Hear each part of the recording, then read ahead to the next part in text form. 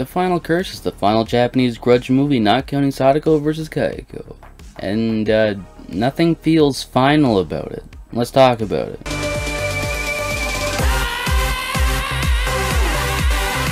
So the last movie was about the ghost of Toshio Yamada killing people. He'd enter Kayako Saiki and later be re-killed by Takeo due to suspicions of the child not being his. Then, Toshio Saiki's teacher would go to investigate and more people would die. This one sees the sister of the teacher being cursed, along with the sister's partner, but the main focus is on the family of Takeo. Takeo's sister and niece take in Toshio, and after doing this, well, obviously the curse sets its sights on them, including some of the niece's friends. Oh yeah, and every now and then we see this, hospital building? It's some type of medical place. Maybe it's normal in Japanese culture the way that they have the buildings set up, but like, it's right across the road from a normal house, which feels odd. Maybe that's not odd. Maybe it's a hospital, maybe it's not. I don't know.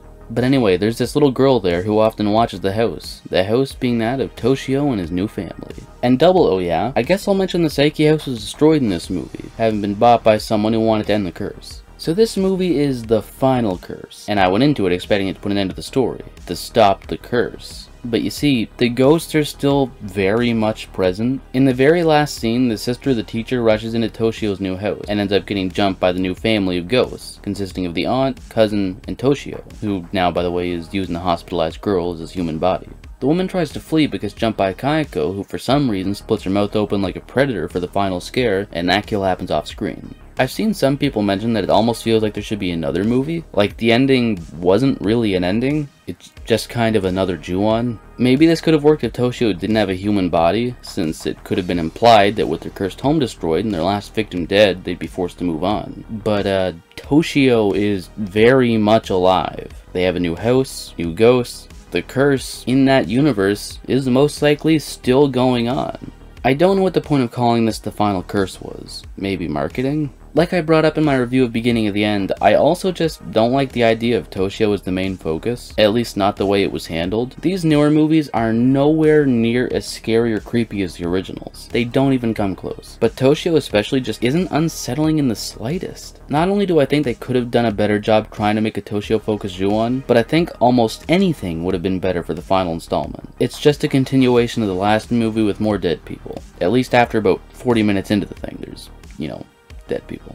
This isn't the worst movie you'll ever watch, but for a final installment, it's pretty bad. Like I said, I don't think it's the worst movie you'll ever watch. It's not a horrible movie, but at the same time, I don't think I'd necessarily say it's all that good either. It's simply just another installment of the Ju-on series, and not a good installment of that series, if that makes sense. As its own movie, it's not the worst thing ever. As a Ju-on movie, it's not that great. It's also specifically in the Toshio focused timeline, which means Toshio talks, doesn't do his creepy little meows except for one instance, and he constantly appears in human form. They replace the Saiki house, and Kayako gets very little screen time, which I think is a real shame because I love the new actress. What few bits we get with her, I think are great. Personally, I'm just not a fan of this timeline, though it did have its moments here and there, like anytime Misaki Saisho was on screen.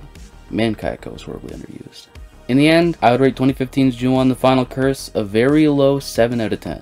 As its own movie, it is not bad. As a Ju-on movie, and specifically the final one, it is not good. If you've seen this one, I'd love to hear your thoughts on it down in the comments below. Thank you for watching, and I'll catch you next time. Have a nice day.